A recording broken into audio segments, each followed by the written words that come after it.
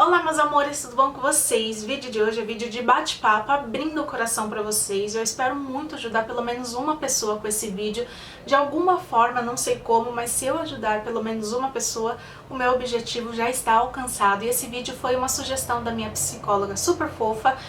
E ela deu a sugestão porque pensando que eu poderia, já que eu tenho um meio de comunicação com mais pessoas, talvez eu pudesse ajudar alguém que estivesse precisando, tá?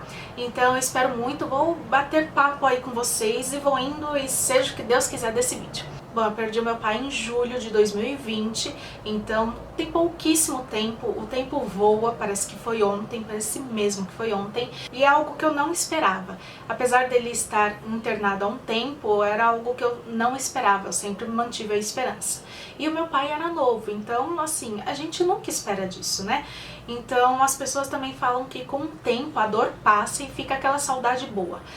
Eu sinto que a saudade tá ficando assim, eu já consigo assim sorrir quando alguém fala, mas também ao mesmo tempo vem a dor, vem aquela vontade de chorar. Então eu ainda não sei o que é esse negócio de que a saudade boa fica, a dor vai embora. Então essa parte eu não posso dizer pra vocês que eu conheço e que eu acredito e que eu acho ok, que é verdade. Até porque eu acreditei apenas quando o médico deu certeza, sabe? Então, assim, eu não queria acreditar, porque eles não falaram por telefone e meu pai tinha melhorado. Na última visita, não tinha uma semana que eu vi que ele estava melhorando, que já estavam tirando sedativos, que ele já estava acordando. Então, pra mim, na próxima visita, mesmo que de longe, pra mim eu já ia ver bem acordado, já estava feliz, falando pra todo mundo que ele estava melhor. Falando pra todo mundo não, falando pra quem era próximo. Então, pra mim, assim, foi um baque, porque ele ter piorado assim do nada e ter falecido. Quando eles ligaram, eles só pediram pra gente ir lá. E eu achei muito estranho, porque da outra vez que a gente foi só pra assinar um termo, ok, mas não pediram documentos. Então a minha mãe na hora falou que algo deveria ter acontecido desse tipo. Só que eu não acreditei. Eu falei com um amigo meu muito próximo que todo dia perguntava sobre o meu pai e ele disse que era pra manter a calma porque isso já tinha acontecido com o pai dele e não era nada demais, às vezes era outro procedimento. Só que a gente achou estranho, mas mesmo assim eu mantive a calma. Como ele falou isso, eu mantive a calma, mantive a fé, foi o caminho inteiro rezando, pensando que era algo normal. Então, por mais que eu tivesse chegado lá e vendo que ele não estava no local onde eu tinha visto que ele estava, eu mantive a calma, assim, eu não queria acreditar. Minha mãe já estava em lágrimas, mas eu não quis acreditar. Então eu só acreditei mesmo quando o médico falou, e aí sim o meu mundo caiu, vieram todas as lágrimas assim que eu nem sabia que eu tinha. Então você perde o chão, sabe? Eu sei que tem, porque eu já conversei com pessoas que sentiram as mesmas coisas, que ainda sentem. Então assim, o mundo cai. É muito estranho, parece que abriu assim um buraco no chão e você quer se enfiar ali dentro. E foi muito estranho, uma sensação muito estranha. Eu já tinha perdido a minha cachorrinha, que eu chorei por 2 dias seguidos, eu ainda tenho a foto dela. E pra quem tem cachorro sabe que é como alguém da família. É muito, muito triste você se recuperar. Mas aí quando eu também perdi o meu pai, parece que eu não sentia mais as minhas pernas. Foi uma sensação muito estranha, porque eu só sabia chorar e eu não sentia as minhas pernas. Parece que eu pisava em ovos, sabe? Então assim, eu não sei nem como eu avisei algumas pessoas, porque eu não conseguia ligar, não conseguia falar, eu só sabia chorar. E eu avisei assim as pessoas mais próximas por telefone, pelo WhatsApp. Então assim, você não sabe o que você faz, porque aí a partir disso que tem as pessoas, assim, as pessoas são avisadas da família, você tem tanta coisa burocrática pra você resolver e você não tem forças, porque você não sabe o que você faz. Então você precisa de alguém mais calmo, alguém mais sereno pra resolver essas coisas. Tanto é que a gente chamou pessoas da família que a gente confiava e aí sim pra tentar ajudar a gente, porque senão o negócio não ia, sabe? E infelizmente é tanta burocracia, eu não sei porquê, porque assim a gente tem que tirar forças de lá do fundo pra resolver isso, sabe? Assim, a inteligência some, você não sabe o que você faz e ao mesmo tempo você não quer acreditar. Eu fiquei pensando, será que eu tô num pesadelo? Eu quero acordar, é muito, muito estranho. Eu só pensava, será que é comigo? Será que é real? Às vezes a ficha caía e às vezes não. Ali no momento eu fiquei assim, em choque. Será que é comigo? Tá acontecendo? O que que eu faço? Como que vai ser a vida agora? E como os meus psicólogos falaram, a morte é algo natural que vai acontecer com todo mundo e a gente não sabe quando, não interessa a idade, você não sabe quando vai acontecer e a gente se prepara para o nascimento, sempre para o nascimento a gente se prepara, só que a gente não se prepara para a morte, a gente sempre quer fugir desse assunto. E tem gente que lida melhor com isso, se prepara, só que a maioria não sabe lidar com isso. E é isso, né? Eu não imaginava que eu ia perder meu pai com 29 anos com tanta saúde. Nunca pensei. Eu nem imaginava, sabe? Porque, então assim, foi um baque muito grande. E ainda mais que eu não estive ao lado do meu pai todos os dias ali pra me despedir, sei lá, pra ele ver que ele não estava sozinho. É muito difícil, porque parece que você largou, mas você não largou. Apesar das visitas semanais, você fica com aquilo na cabeça. Você começa a pensar o que eu deveria ter feito, o que eu fiz de errado, o que os médicos fizeram de errado. Então você começa a ficar com isso na cabeça. É muito doido, tanto é que na hora de reconhecer o corpo foi muito difícil. Eu tive a opção de não reconhecer, mas eu fiquei pensando, se eu não reconhecer, amanhã eu posso me arrepender, porque é a última vez que eu vou ver o meu pai. Então eu escolhi ir, mas é algo assim que fica na cabeça, sabe? Você lembra, vira e mexe, eu lembro e é muito difícil. Sim, tanto o reconhecimento, quanto o velório, quanto o enterro é muito difícil, porque eu já perdi os meus avós, perdi uma avó, e assim, eu sei, eu acompanho isso desde criança, eu sei o que é a morte. Não foi aquela criança que nunca tive contato com isso, sabe? Então eu sei o que era, mas eu nunca quis imaginar, né? Com os meus pais, a gente nunca quer imaginar. Quando eu vi ali que tinha ali coisa, você tem que fazer tanta coisa burocrática que a única coisa que eu consegui fazer foi o reconhecimento. A minha mãe conseguiu, eu não sei como, ela tirou forças assim, muito da alma, porque foram coisas que eu não consegui. Queria ter a força, mas eu não consegui. O reconhecimento ali do corpo foi muito mais difícil. E ali quando no dia seguinte, né, foi numa segunda, na terça, que teve o velório não, porque o velório agora não pode, né? Mas a gente conseguiu ali de 10 minutos com algumas pessoas muito próximas. Foi muito estranho você saber que tá chegando um caixão ali dentro com quem você ama. Então, assim, no dia seguinte eu não dormi. Primeiro que eu não dormi a noite toda, não consegui. Se eu consegui dormir assim meia hora, foi muito. Ali essa sensação de pisar em ovos, não sentir as minhas pernas, eu fiquei durante uns 3 dias ainda. 3, 4 dias, por aí. Foi muito estranho. Eu não consegui dormir. No outro dia eu levantei, continuei pensando, será que eu tô vivendo um pesadelo? Eu olhava para os lados procurando a saída, porque eu não sabia o que estava acontecendo e para mim era muito estranho, gente. Assim, você tem uma sensação de não sei, é um pesadelo, eu quero acordar como faz. Então quando você vê ali o caixão chegando, o velório, você não consegue falar, eu não conseguia falar com ninguém, eu fiquei em estado de choque. Eu acho que eu só fiquei em pé porque a minha mãe me deu um remédio para me tranquilizar, porque a gente tirou o batimento cardíaco e o meu acho que eu tava em 130, 150, não sei, eu tava muito estranho, era uma sensação, eu tava fora de mim. Então acho que eu só aguentei porque a minha mãe me deu um remédio pra me acalmar. E eu não sei como ela conseguiu, acho que foi por remédio mesmo, e eu ainda pensava na minha mãe porque ela tem pressão alta. Então eu já ficava pensando, e se acontecer alguma coisa? Porque tem gente que não consegue ir em velório, reconhecer o corpo, enterro, gente, enterro, nunca pensei nessa parte de enterro. A minha mãe mesmo e uma tia, elas não foram ao enterro do meu avô. Então, minha mãe desmaiou no velório do meu avô, desmaiou no velório da sogra. Então, eu só ficava pensando, o que pode acontecer com a minha mãe? Porque já aconteceu com meu pai, então começa a ficar aquele medo, sabe? Já essa parte de dormir, eu fiquei acho que mais uma semana sem dormir direito, sabe?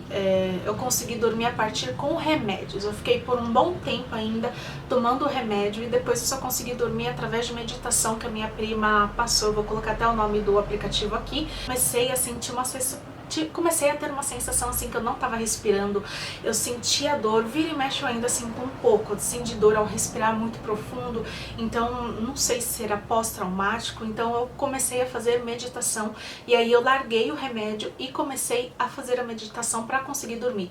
Ainda hoje eu consigo às vezes sem meditação e sem o remédio depende do dia. Tem dia que você está bem, tem dia que você não está. Então, mas esse aplicativo me ajudou muito, muito para conseguir dormir, conseguir respirar melhor, voltar ao que eu era antes, né, de respiração, porque eu sentia dor, era uma dor assim na alma. Mas assim, fiquei ainda por um bom tempo olhando para o nada, sem comer, sem vontade de fazer nada. Eu simplesmente só levantava para tomar banho, mal comia e deitava. Então assim, cada um tem o seu tempo. Tem gente que tem que levantar e ir trabalhar e lidar, mas eu me dei o meu tempo de sofrer, de querer ficar deitada sem fazer nada. Esse vídeo eu acho que vai ficar comprido, mas enfim, é um desabafão mesmo pra vocês. O enlutado vive 5 fases, tá? A primeiro estágio é a negação e isolamento, o segundo é a raiva, o terceiro é a barganha, que é a negociação, o quarto, depressão, que é dor mais o desespero, e o quinto, que é a aceitação. Eu peguei esses estágios do livro Deixe-me Partir, que eu amei, foi recomendação de uma amiga que também perdeu o pai em poucos dias de diferença que eu, então ele é mais espírita, ele é voltado para o espiritismo, porém eu não vou falar sobre essa parte, tá? E sim as explicações, e no final eu vou falar algumas frases do livro para tentar ajudar vocês, tá? Bom, o primeiro estágio, que ele é da negação e isolamento, eu super vivi e ainda vivo, então eu percebi que eu quis realmente ficar no meu mundinho, eu não quis conversar com ninguém, assim, foram muito poucas pessoas que eu continuei a conversar, não sei porquê, eu acho que elas tiveram muita paciência, eu sou muito grata por pessoas que insistiram, tanto as que me deram o espaço para eu ficar no meu mundinho, tanto as que insistiram em conversar comigo todos os dias. Assim, vocês são muito lutadores, mas assim, eu conversei com os psicólogos e tá tudo bem você se isolar, gente. Tá tudo bem você querer ficar no seu mundo e pronto, sabe? É o seu momento e você que tem que saber o que é o melhor para você, tá? O segundo, que é a raiva, você também sente. E o meu foi uma mistura de todos os estágios juntos.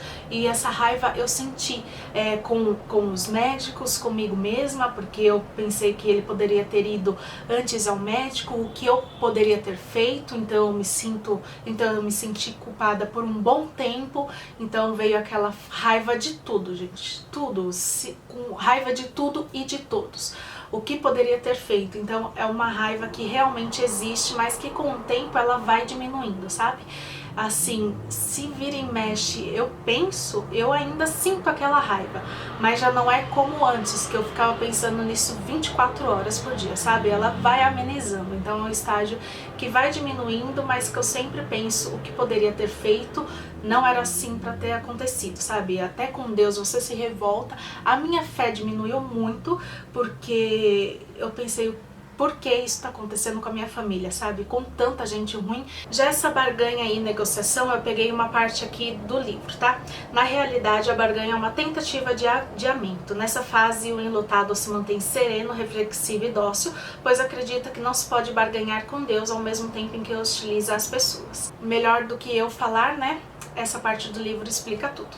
Já a quarto estágio, que é a depressão, que é a dor e o desespero, ela começa a vir quando começa a cair a ficha, sabe? Vem aquele desespero. Então, acho que o meu foi uma mistura de todos os estágios desde o começo, porque eu levantava e eu já ia procurar o meu pai, sabe? Eu procurava na sala eu acordava. Então assim, a minha dor barra desespero era essa, que eu levantava e eu já saía procurando, porque eu não queria acreditar naquilo. Então eu olhava e aí eu percebia que ele não estava lá. Dava o horário que ele chegava em casa e eu ficava esperando. Até hoje eu não consigo olhar muito pela janela, porque eu sei que eu vou ter a sensação que ele tá entrando, que eu via que ele entrava na garagem com o carro aqui no prédio. Então assim, eu ainda evito olhar, sabe? Porque tem aquela dor, desespero, porque parece que vai chegar, só que não chega. Então, ao acordar, então assim, eu evito entrar no quarto, eu passo direto, evito olhar, porque eu sei que vai me trazer aquela sensação, sabe? No começo mesmo, as fotos, eu não conseguia olhar foto. A primeira vez que eu fui olhar as fotos, comecei a procurar, eu chorei desesperadamente de soluçar. Hoje eu tenho uma foto aqui na penteadeira, tenho uma foto comigo, eu e minha mãe, da última vez que a gente saiu para jantar, antes de fechar tudo, né, por causa da pandemia. Hoje eu consigo olhar, não consigo por muito tempo, porque bate essa dor, esse desespero, mas eu já consigo olhar com um carinho, sabe? O último é a aceitação, e no livro diz que a pessoa já sente uma paz, sabe, de aceitação. Eu ainda não, assim, eu aceito, porque eu já sei que não vai voltar, eu vi que não volta, mas não é uma aceitação de ok, foi o melhor que aconteceu, porque eu sei que se continuasse seria pior e ele não queria ficar assim, não queria ficar em cima de uma cama, não queria ficar mal, então eu sei disso, mas eu ainda não aceito. E eu sei que todas as fases, né, você passa por todas as fases e eu sinto que eu passei por todas, meio que tudo um conjunto, só essa aceitação que é mais assim pro fim. No livro ele diz que o luto tem o começo, meio e fim. Eu não sei se tem um fim, eu não sinto que tem um fim, mas essa parte de aceitação eu meio que sei que tá acontecendo, que eu aceito, mas que não é algo que eu acho ok, sabe? Foi o melhor, sabe? Eu ainda tenho esse misto pra mim. O meu aniversário foi em outubro e pra mim foi como se fosse a semana ali, a primeira semana do acontecimento. Eu chorei demais, eu chorava quando acordava. No dia do meu aniversário, então, foi o pior. Tanto é que eu não participei do grupo, né, com os psicólogos no dia do meu aniversário, no dia que era, porque naquela semana eu estava inviável, eu não queria fazer nada, e apesar de ter amigos, familiares que queriam fazer coisas, você não quer, gente. Vocês, assim, tem que aprender que se a pessoa não quer, seja em fase de luto ou outra fase, seja daqui 1 ano, 5 anos, 10, 50 anos, se a pessoa não quer, a pessoa quer ficar reservada, as pessoas têm que aceitar, não tem nada que inventar esses negócios de fazer surpresa, porque vai ser pior, a pessoa só vai tomar raiva, sabe? A pessoa vai tomar ranço. Então, assim, se você não é um enlutado, mas você tá vendo esse vídeo, aprenda a respeitar a decisão alheia, tá? No Natal também foi bem difícil, só que assim, eu tentei me programar, eu fiquei em casa. Eu pensei que vai ser muito difícil, mas como todo Natal eu gravo Se Arrume Comigo e aproveito para fazer outros vídeos, eu juntei alguns outros vídeos para eu gravar, para passar a tarde toda. Então assim, eu almocei, eu já tava me arrumando pro Natal, porque eu ia fazer outros vídeos, para eu passar a tarde toda ocupada e tentar distanciar, sabe, do meu pensamento. Na hora de fazer a foto, assim, no almoço de Natal e não na véspera, eu senti a falta. Eu olho para aquela foto e eu vejo que tem um vazio de todas as fotos que eu tirei, que ficava ali o meu pai no canto, sabe? Então eu vejo, eu tô sorrindo na foto, mas vocês olham as nossas fotos e vocês pensam, nossa, a pessoa já superou, tá maravilhosa. Só que não, eu vejo que tem um fundo ali, tá faltando uma pessoa. Então foi muito difícil fazer aquela foto pra mim, sabe? Foi muito difícil. Tanto é que na véspera mesmo de Natal, no dia 24, 9 horas da noite, eu já tava de pijama e meia-noite eu tava dormindo. Então, assim, as pessoas olham nossas fotos e pensam, nossa, você é forte, porque isso não aconteceu só comigo, com outras pessoas também. As pessoas pensam que a pessoa que passa assim já tá forte. Tem gente que é mais forte, tem gente que não é, eu não sou. E eu postava fotos porque eu tinha muita foto programada, já pronta, e as pessoas falavam, ai, muito bom te ver bem. Só que aquela foto já tinha um bom tempo. E mesmo assim, depois que eu vim aqui gravar vídeo, era muito forte eu ter assim, eu me preparava a semana inteira para gravar um vídeo no sábado. Eu me preparava bem. E ao mesmo tempo foi bom porque foi algo que me distraía, sabe? Algo que eu sempre gostei, mas era bem difícil eu ter que me preparar para fazer isso, porque no fundo eu estava destruída. Já no ano novo eu resolvi ir pra praia com a minha mãe, porque ao mesmo tempo eu queria dar forças pra minha mãe, porque eu via que eu estava meio distante, porque eu estava sofrendo e ela precisava desse carinho, e eu não conseguia, sabe, demonstrar o carinho, porque eu só queria sofrer ao mesmo, porque eu só queria ir junto, sabe? Quando você perde quem você ama, a sensação que você tem é que você quer morrer junto, e você não sabe como que você vai fazer pra morrer junto. Então é essa sensação que eu tive. E ao mesmo tempo eu via que minha mãe precisava de forças, porque era alguém que ela via forças, e eu só continuei, criei forças por ela. Então é muito difícil. Então no ano novo eu já consegui me distrair mais, porque eu tava na casa da minha tia, tava com meus primos, a gente gravou. Mas à meia-noite eu realmente lembrei, a minha mãe me abraçou e quis chorar. Eu me segurei, minha vontade mesmo era de chorar. Mas como tinha muita gente, eu tentei distrair, né? Já que eles ajudavam, estavam ali ajudando, eu tentei me distrair. Mas assim, feriado, todo feriado, até feriado de finados que não fazia o menor sentido pra mim, agora tem, sabe? É um dia triste. Então, pequenos detalhes, assim, final de semana, uma saída, algum lugar que você vai, que você frequentava com a pessoa, você começa a lembrar, sabe? É muito difícil você ter que lembrar e aceitar que a pessoa não está mais ali pra fazer aquela coisa. E assim, ninguém é forte, sabe? Porque você não é guerreira. Então, você não é forte porque você quer, você é forte porque você precisa enfrentar e você precisa seguir. Então eu comecei a fazer com um tempo, depois de um tempo, eu comecei a fazer as coisas que eu gostava. Eu voltei a pintar, que era coisa que eu tinha deixado de lado. Eu voltei a ler livros, que é algo que eu sempre gostei. Eu sou católica, mas uma seguidora veio falar de algumas coisas do espiritismo e é algo que eu sempre gostei, mas eu nunca estudei a fundo. E foi onde eu encontrei forças para seguir. Então eu comecei a estudar o espiritismo, livros, filmes, grupos no Facebook, então é algo assim que me apegou e me ajudou muito, muito mesmo a ter forças para seguir, tá? Então eu não tô querendo impor religião pra ninguém, eu só tô falando o que foi que me deu um pouco mais de forças para enfrentar e seguir. Então isso foi o que mais me ajudou, e também junto o que mais me ajudou foi ter entrado num grupo com os psicólogos e pessoas que estavam assim lutadas também.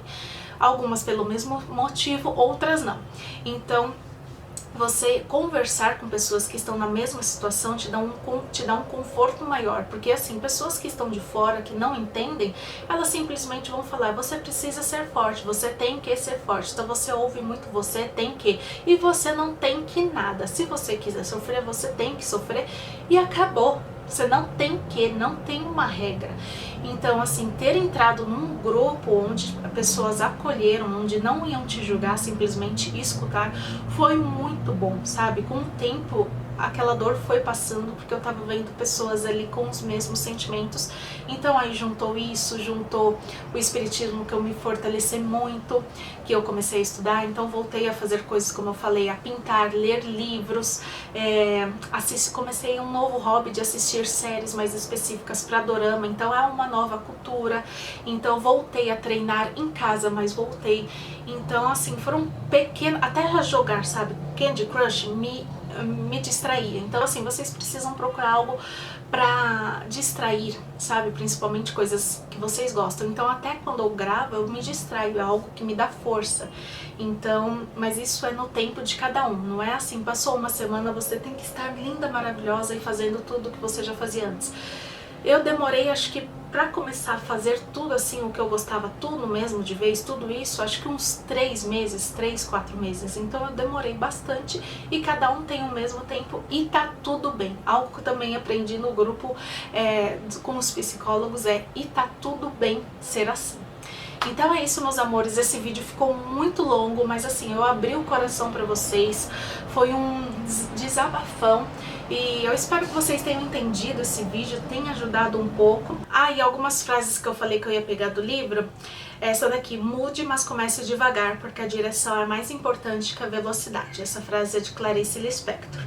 Outra é, a saudade é a memória do coração, de Henrique Maximiliano Coelho Neto. Uma parte aqui do livro. A morte chega para todos, mas vivemos como se fôssemos imortais. A realidade da morte parece sempre muito distante, mas é bom lembrarmos que assim que nascemos já começamos a morrer. Perdemos um ente querido, focamos-nos somente na dor provocada por aquele que se foi e esquecemos que muitos permanecem conosco e nos tornamos avarentos em relação ao amor que devemos transmitir-lhes. Muitas mães esquecem-lhes dos outros filhos, filhos que esquecem-lhes dos outros irmãos, enfim, focamos a perda e não queremos mais doar ao amor que temos aos outros, parecendo que somos impedidos de demonstrar amor a não ser ao que se foi. A partida de um ente querido traz muitos desafios, percorremos caminhos antes não percorridos, batemos em portas nunca antes buscadas, porque queremos entender, queremos parar de sofrer. Devemos aproveitar este momento para novas conquistas, redundando em uma validade de vida melhor. Alguém que perdeu um ente querido precisa de atenção, carinho e muito amor, e isso podemos oferecer. O amor por aquele que partiu não desaparece, assim como quem parte não desaparece, simplesmente muda de plano, do físico para o espiritual. Aceitar a morte não significa desistir da vida, mas com a aceitação há um amadurecimento na confiança. Não há luta, mas uma abertura. Todas as nossas resistências são abandonadas. Ao afirmarmos isso, nós os fazemos calcados em exemplos que mostram ser possível transformar perda e ganho, e mais, o número de exemplos se multiplica. Desse o direito de sofrer, mas não morra junto, de Eugênio Mussac. Que cada um analise seu tempo, que cada um trabalhe e busque rapidamente se reequilibrar. Ter uma foto em local visível da casa só será motivo de alegria em nossa vida, pois ela nos ajudará a ter nossos queridos novamente conosco e ligado a momentos felizes, que foram retratados para sinalizar como eles gostariam de ser lembrados. Bom, então é isso, meus amores, espero muito que vocês tenham gostado. Comenta aqui embaixo se eu ajudei alguém, vou gostar muito de saber. Se você está chegando agora no canal, não se esqueça de se inscrever, de me dar aquele joinha e de me seguir lá no Instagram. E muito, muito obrigado por todo mundo que esteve ao meu lado de alguma forma, seja no dia a dia, seja com palavras bonitas, seja para me distrair. Então, todos me ajudaram de alguma forma, tá bom? Então até mais, meus amores, um grande beijo para vocês. Tchau!